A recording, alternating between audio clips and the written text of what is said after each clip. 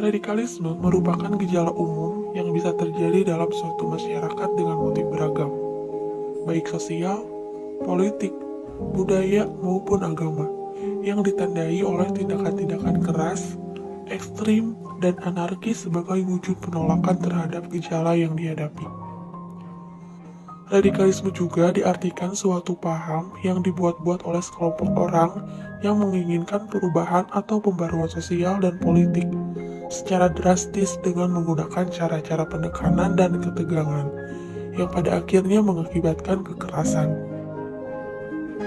Radikalisme memiliki kaitan yang cukup erat dengan terorisme, karena terorisme sendiri merupakan salah satu metode yang digunakan oleh oknum berpaham radikal. Dapat dikatakan pula bahwa radikalisme merupakan cikal bakal aksi terorisme. Dapat kita pahami bahwa terorisme maupun radikalisme memiliki potensi mengancam keutuhan NKRI kita. Seluruh masyarakat perlu dicerdaskan mengenai bahaya latin radikalisme, bukan hanya bahaya konkret terorisme. Seperti sebuah kutipan, radikalisme adalah terorisme tanpa bom. Seluruh indikasi radikalisme harus segera ditindaklanjuti sebagai ancaman yang sama besarnya dengan aksi terorisme. Berikut beberapa bahaya radikalisme dan terorisme yang berkembang di masyarakat. Memakan banyak nyawa. Adanya aksi terorisme yang bertujuan awalnya untuk memerangi orang Yahudi atau yang tidak beragama Islam, tetapi justru dari penyerangan tersebut, lebih banyak orang Islam yang ikut melayang nyawanya dibanding sasaran yang akan dimusnahkan. Hal ini jika dalam ilmu akuntansi, maka dinamakan tidak balance atau tidak seimbang. Contoh kasus yang telah terjadi di Indonesia yaitu bom bunuh diri di Bali dan di Jakarta. Dalam kasus ini, justru banyak salah sasaran yang terjadi sehingga menghilangkan banyak nyawa orang, yang bahkan bukan merupakan sasaran dari penyerangan tersebut. Bagi para terorisme dan radikalisme, hal ini dianggap sebagai resiko dari jihad.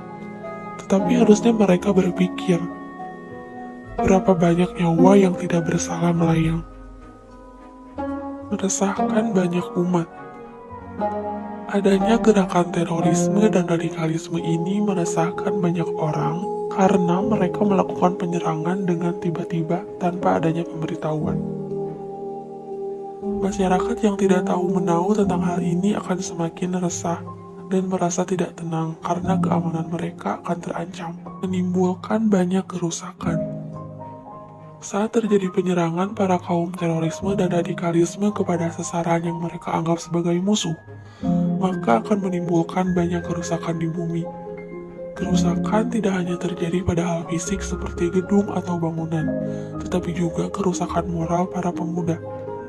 Kerusakan fisik seperti bangunan seringkali terjadi karena mereka sering melakukan penyerangan dengan alat-alat yang benar-benar menghancurkan gedung, seperti bom. Dengan bom yang mereka ledakan, maka bangunan akan runtuh dan akan menimbulkan banyak kerugian pihak. Menimbulkan kerugian ekonomi. Adanya gerakan terorisme dan radikalisme jelas akan membuat kerugian ekonomi. Kerugian yang terjadi bisa pada pihak pemerintah, swasta, ataupun perorangan. Meracuni pikiran anak bangsa. Adanya gerakan terorisme dan radikalisme tentu akan menjadi racun para pikir anak Indonesia. Mereka adalah generasi penerus yang sebaiknya diberikan contoh yang baik, yaitu saling rukun dan gotong royong, bukan malah melakukan penyerangan. Yang dilakukan oleh para teroris akan menyebabkan anak bangsa dengan tidak langsung berpikir keras.